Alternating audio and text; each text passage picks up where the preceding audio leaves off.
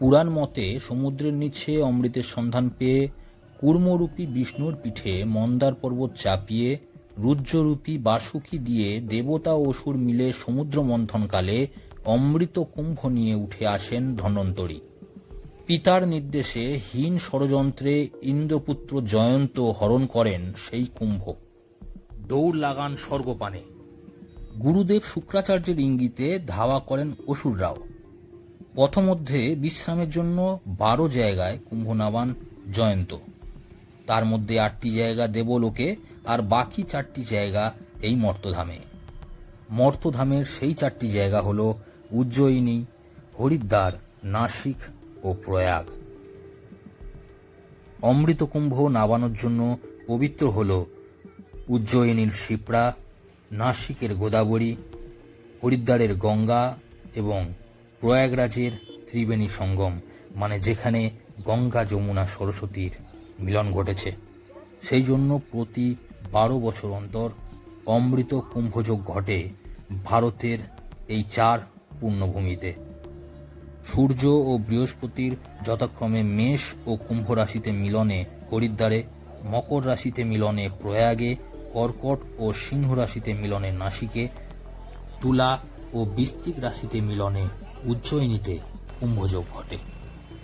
হিন্দু ধর্মের আদিগুরু শঙ্করাচার্যই রূপকার এই কুম্ভ মেলা।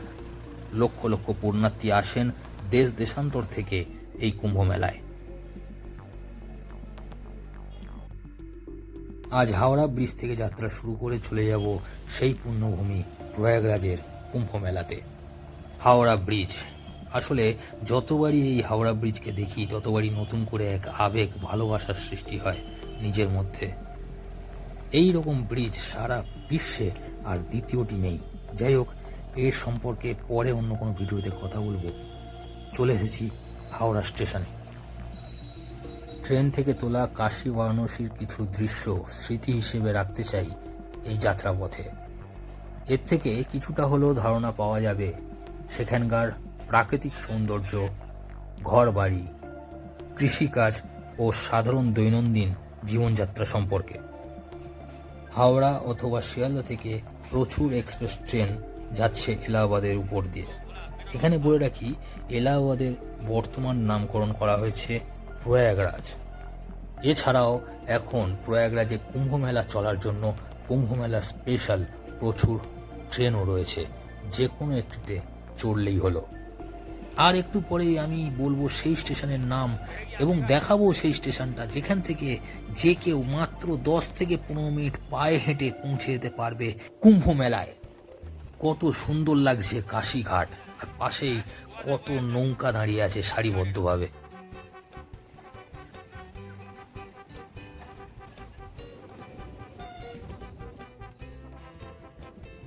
পেরিয়ে যাচ্ছি কাশী স্টেশন।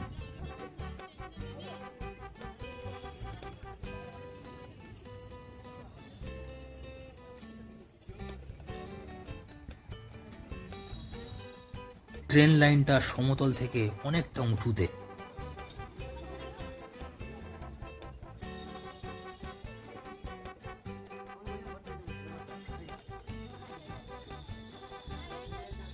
প্রচুর মোষ এখানে পালন করা হয়।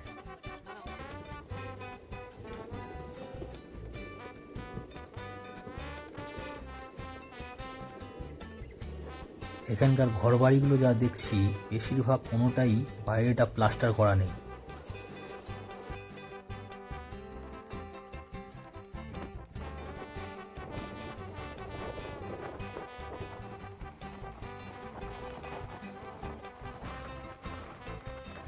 ফাইনালি চলে এলাম ঝুঁসি স্টেশনে। ট্রেনের মধ্যে জানতে পারলাম এই ঝুঁসি স্টেশন থেকে নাকি খুব সহজেই যাওয়া যায় ত্রিবেণী সঙ্গমে। এই হলো আমাদের ট্রেন হাওড়া প্রয়াগরাজ রামবাগ এক্সপ্রেস।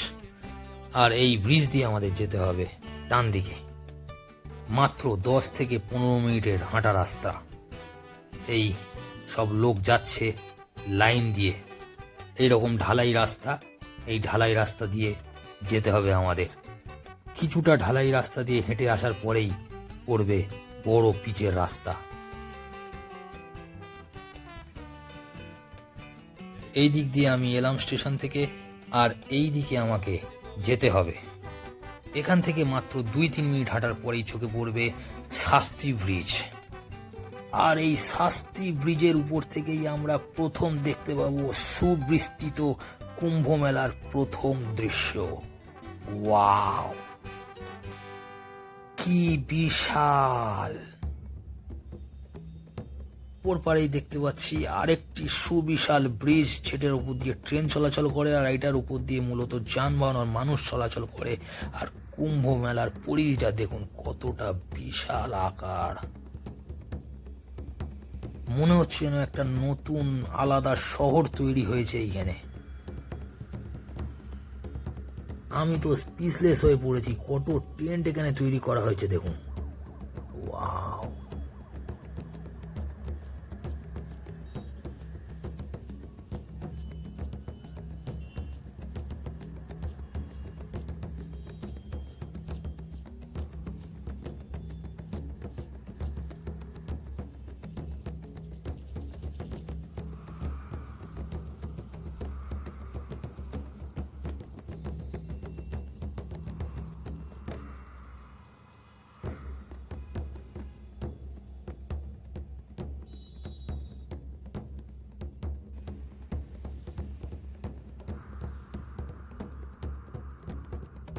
ব্রিজে ওঠার ঠিক আগেই বাঁদিক থেকে একটা রাস্তা নেমে যাচ্ছে।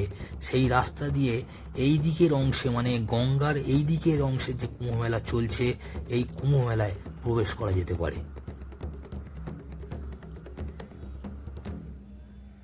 তারপর এই দিকের অংশ দেখা হয়ে গেলে এই সেতু পেরিয়ে আমরা চলে যেতে পারবো গঙ্গার অন্য পারের কুম্ভ মেলায়, যেখানে আকবরের দুর্গ ও বিখ্যাত সেই বজরাংবলীর মন্দির দেখা যেতে পারে।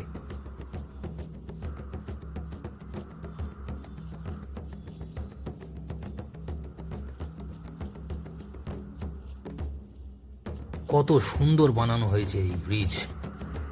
ওয়াও, কত শত শত মানুষ, লক্ষ লক্ষ মানুষ এই ব্রিজের উপর দিয়ে এক পার থেকে অন্য পারে যাতায়াত করছে।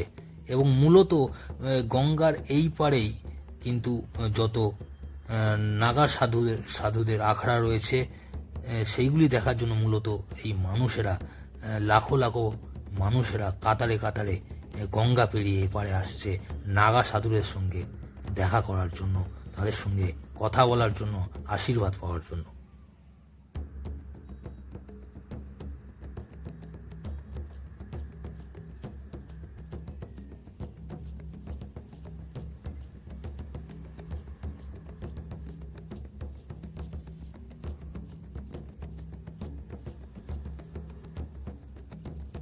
যেমনটা আগে বলেছিলাম, ধীর গতিতে একটি ট্রেন এগিয়ে যাচ্ছে ওপারের ব্রিজ দিয়ে। কত সুন্দর লাগছে।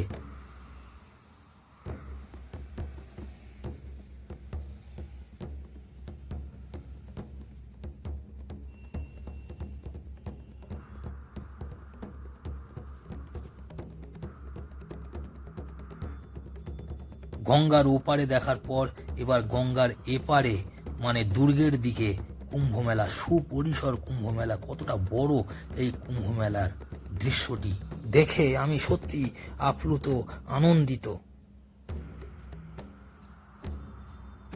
অবিস্মরণীয়, অকল্পনীয়। ওয়াও!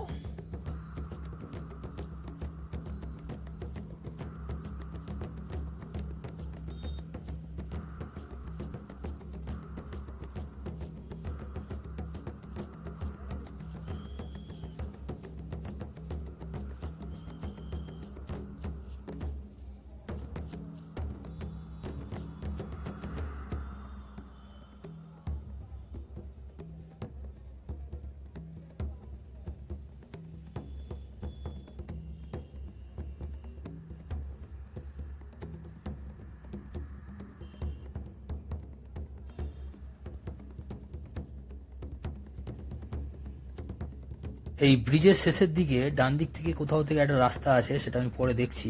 এই দিক থেকে গিয়ে এই দিকে হচ্ছে কেল্লা।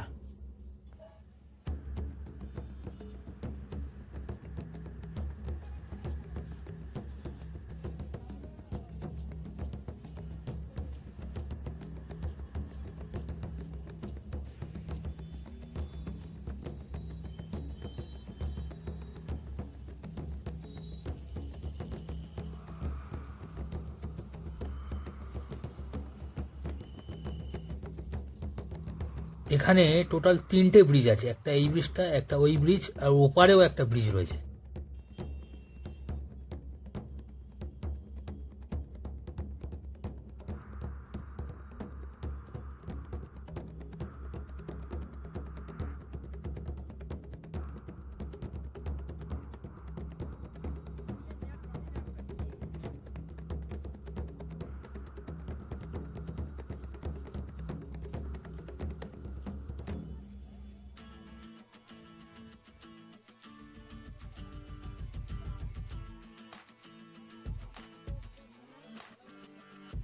এই ব্রিজের ডান দিকের ফুটপাত দিয়ে আমি হাঁটছিলাম এবং ব্রিজ পেরিয়ে আমি একটি রাস্তা দিয়ে নেমে এসেছি।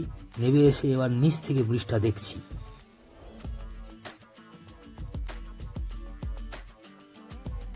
এটা ওই পাশের ট্রেন ব্রিজটা, এর পাশেও দেখছি আরেকটি ব্রিজ রয়েছে।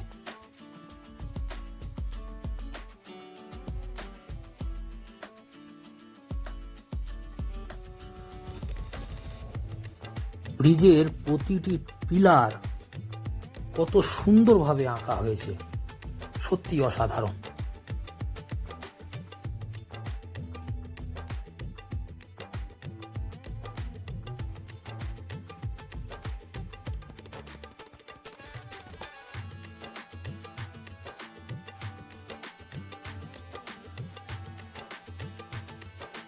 এলাহাবাদ বা প্রয়াগরাজের দিক থেকে যারা প্রবেশ করছেন এই কুম্ভ মেলায়, তারা এরকম গেট দেখতে পাবেন। কত সুন্দর গেট বানানো হয়েছে, লেখা রয়েছে কচ্ছপ দ্বার।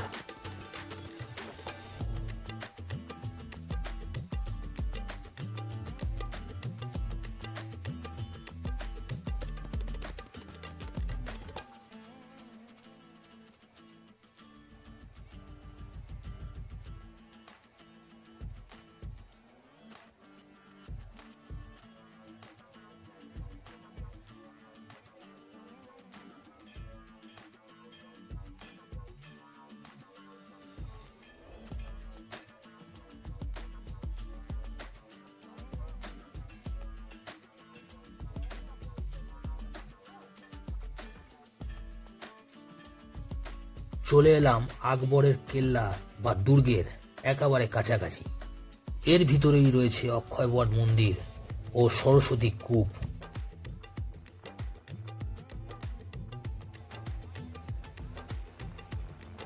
মুহুর্মুহুর হেলিকপ্টারে নজরদারি চলছে।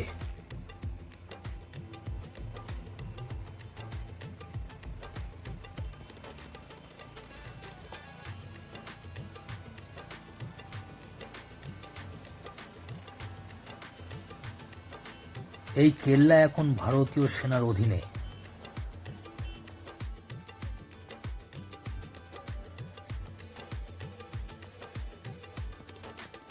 কয়েকটা টিয়া পাখি আপন মনে খেলা করছে।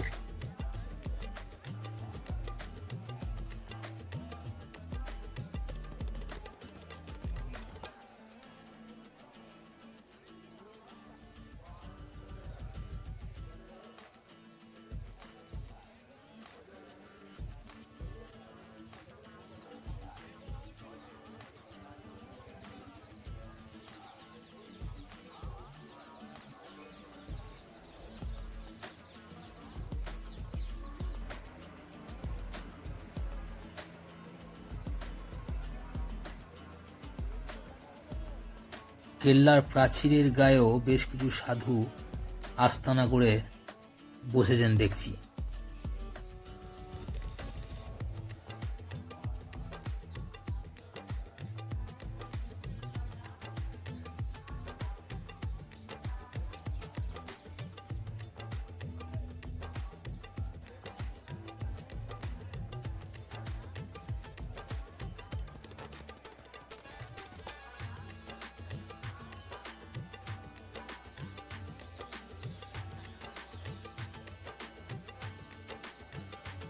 কেল্লার উপর থেকে দাঁড়িয়েও ভারতীয় সৈন্যরা নজরদারি চালাচ্ছেন প্রতিনিয়ত।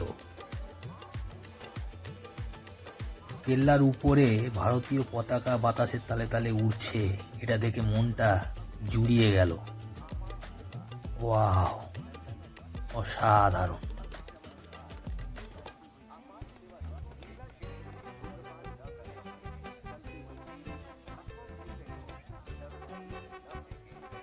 বজরংবলী বা হনুমান মন্দির দর্শনের জন্য লাইন যা পড়েছে সেটা দেখার পর আমার মনে হলো এখন দর্শন না করে এখন বরং অন্যান্য জায়গাগুলো ঘুরি, তারপরে রাতের দিকে লাইন কমলে তখন না হয় দর্শন করা যাবে।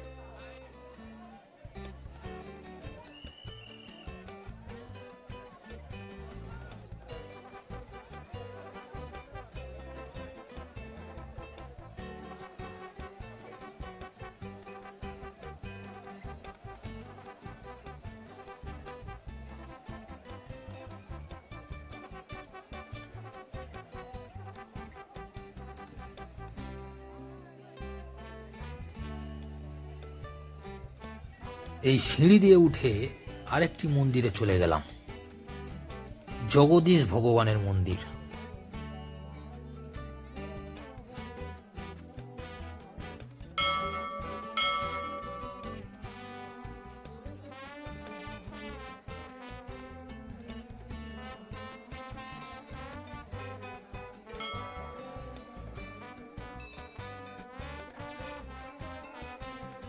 এটি হলো শঙ্কর ভীমান মণ্ডপম মন্দির, মানে অনেকটা সাউথের মন্দিরের মতো। দূরে ওই দেখা যায় সেতু, যেটার উপর দিয়ে আমি প্রথম হাঁটছিলাম।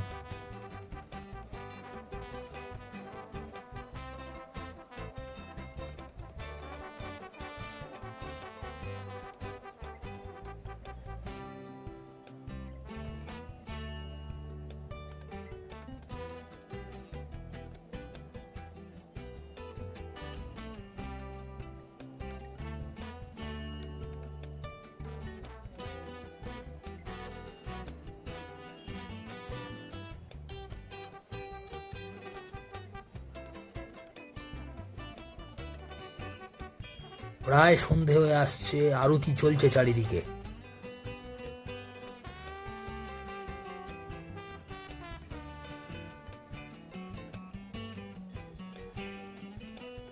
প্রচুর কুয়াশা, সারাদিন সূর্যদেবের দেখাই মেলেনি এই প্রয়াগরাজে।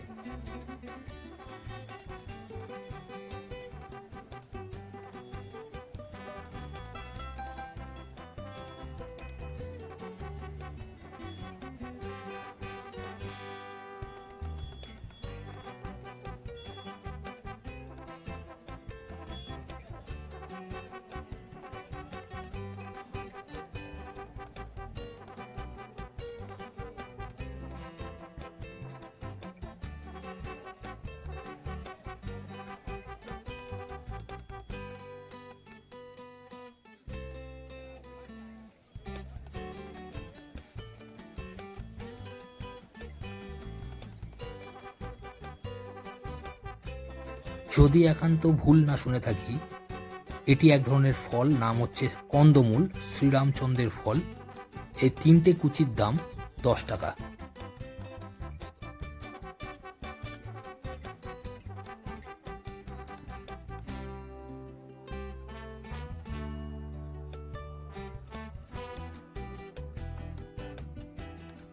ফাইনালি বজরংবলী মন্দিরের লাইন কমেছে আর আমিও ঢুকে পড়েছি দর্শনের জন্য। জয় বজরংবলী।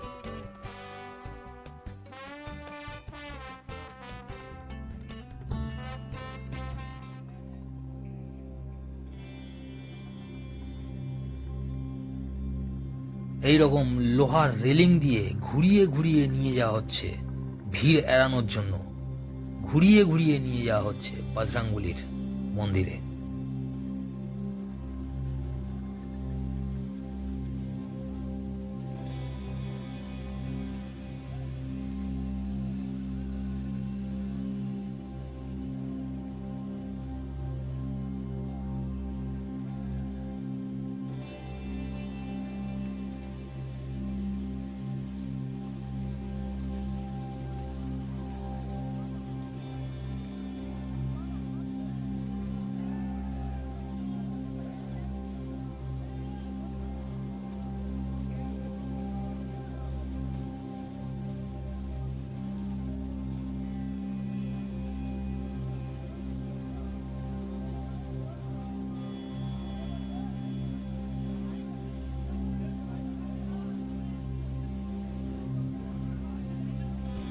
এখন কিন্তু দিনের বেলা নয়, এখন রাত, কিন্তু আলো দেখুন।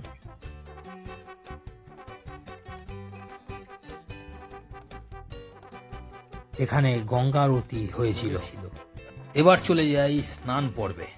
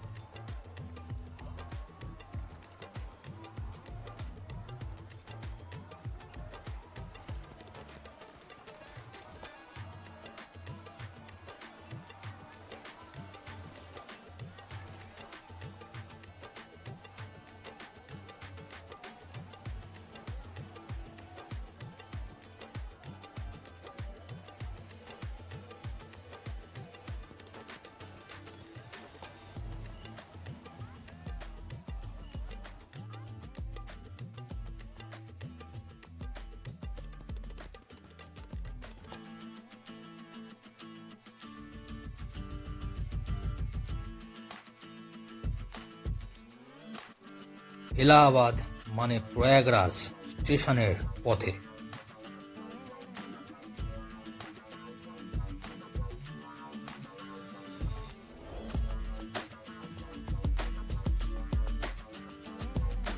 কোনো দোকান ছাড়া বড় চওড়া ফুটপাত, যেটা শুধুমাত্র পথচারীদের জন্য।